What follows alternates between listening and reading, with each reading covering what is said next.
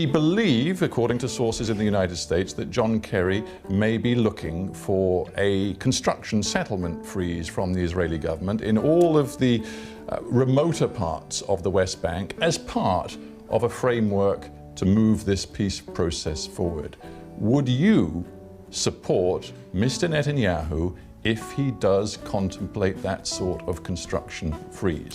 I think that stopping anyone from living in our land is a profound mistake. By the way, no one's asking the Palestinians to freeze their building. If it would be a mutual, that would be a mutual construction freeze. That's something that could be thought upon. Sure, but if you would just address the direct question, will you support, will you accept the concept of a construction freeze as part of Kerry's framework for moving this two-state peace deal forward? No, of course not. Why should I stop building in my land? It's my home. So you're saying to Mr. Netanyahu, if he's contemplating such a freeze, it'll be a deal breaker for you and you'll walk out of the coalition? What I'm saying is, why don't you had now half a year.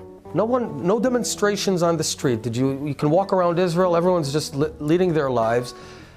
They had time to reach a deal. You want more time, take more time. Why isn't there a deal to be made? I'll tell you why. Because the Palestinians do not recognize Israel as the Jewish state. It's that simple.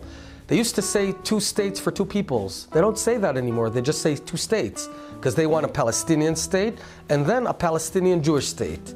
And they're not willing to fundamentally accept Israel as a Jewish state. So why should we? We've just spoken to Saeb Erekat, the chief Palestinian negotiator, on this program. He says, this is not an issue. We have recognized Israel. We recognized Israel back in 1993 with the Oslo Accords. Recognizing the Jewish nature of the state of Israel is different, says Mr. Erekat, because first of all, there's the issue of the citizenship of the the hundreds of thousands, 1.5 million. 1.5 million Palestinian Arabs who live as citizens inside Israel, but they're not Jewish. There is also the question of refugees. Unfinished business in the negotiation. What will happen to those 48 refugees or their descendants, some of whom seriously insist that they ought to be allowed back to their ancestors' homes inside your country? So that's unfinished business. That's exactly the point. I mean, here's what Erekat is essentially saying.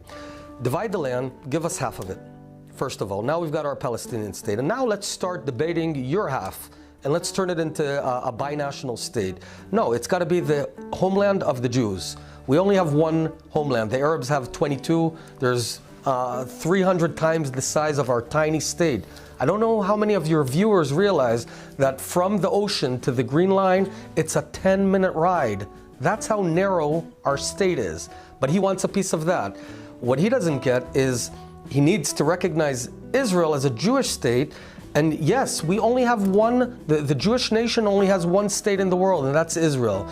But if he wants it to be this multinational state, that means he wants his state, and then the day we sign that deal, he'll begin fighting for the small Jewish state. Isn't the fundamental fallacy at the heart of your argument this, that you're sort of suggesting to me that you might, if the circumstances were very different, accept a 2-state solution, but the fact is you will never accept a 2-state solution because as far as you are concerned, ideologically, all of the land between the Mediterranean and the Jordan River belongs irrevocably to Israel.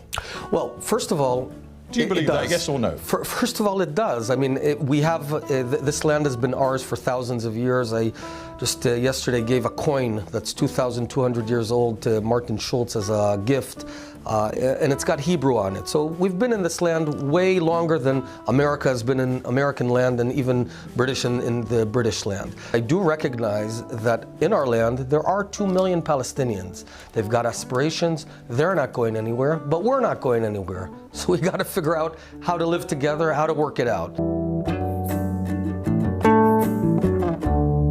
Salam damai dari Fakta Israel.